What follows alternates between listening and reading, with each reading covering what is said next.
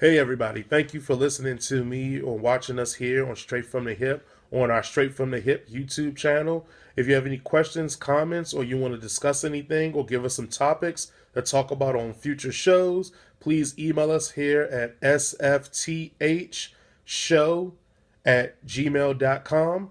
Today I'm going to discuss the NFC Championship game, the Minnesota Vikings and the Philadelphia Eagles.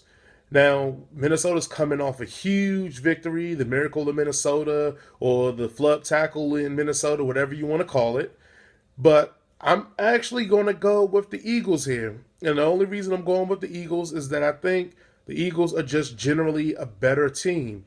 I look at the Eagles defense. There is no real flaw in that Eagles defense. You can't run against them. They get after the quarterback. They play the pass very well.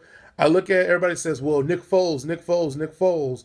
Nick Foles, if he doesn't turn over the ball, can be a serviceable quarterback. I know everybody likes to bring up the whole Chip Kelly 27 touchdowns or 1 or 2 interceptions he had that year. That was a long time ago on an offense that the NFL didn't catch up to. So I'm not going to make it seem like Nick Foles is some world beater. But I will say this about Nick Foles. He's a smart, heady quarterback with the right coaching, and he can make good decisions with the ball. Watching that Atlanta game, which impressed me, was 20 for 27. I think that's what he was. Or 29. I can't remember exactly. But let's just say he had very little incompletions. Well, everybody's going to say, well, he dink and dunk. He threw little short routes and etc. It doesn't matter, guys. It kept the chain and the ball moving.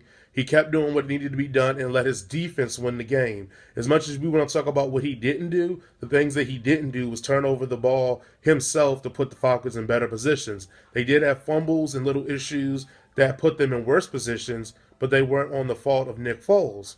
So I look at this situation and I go, if Nick Foles could play that good ball control offense with dinking and dunking, I think they can go ahead and let that defense for them win the game. I don't think Minnesota comes with that same attitude. Minnesota's still going to pound the rock, but they are going to give Case Keenum opportunities to throw the ball downfield.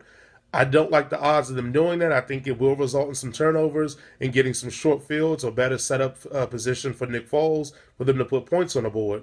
I think both running games are non-factor here because both defenses can stop the run very effectively. But I think whoever can establish and maintain the run, it doesn't have to be 5, 6, 7 yards a pop, but getting 2 yards here, 3 yards there, and not abandoning the run and putting it all on the arm of their quarterback will be the more successful team on offense.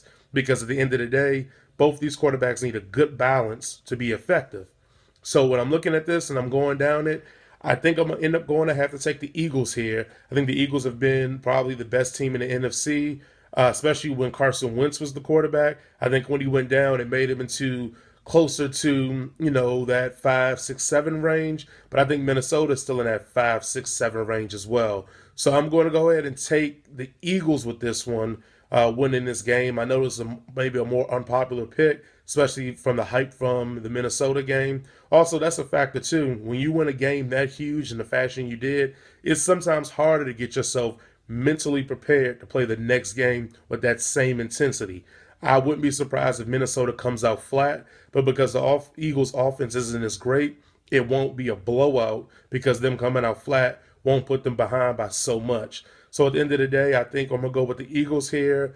I just think that General Nick Foles will be safer with the ball. I think the Eagles' defense is very, very formidable. They don't have many flaws.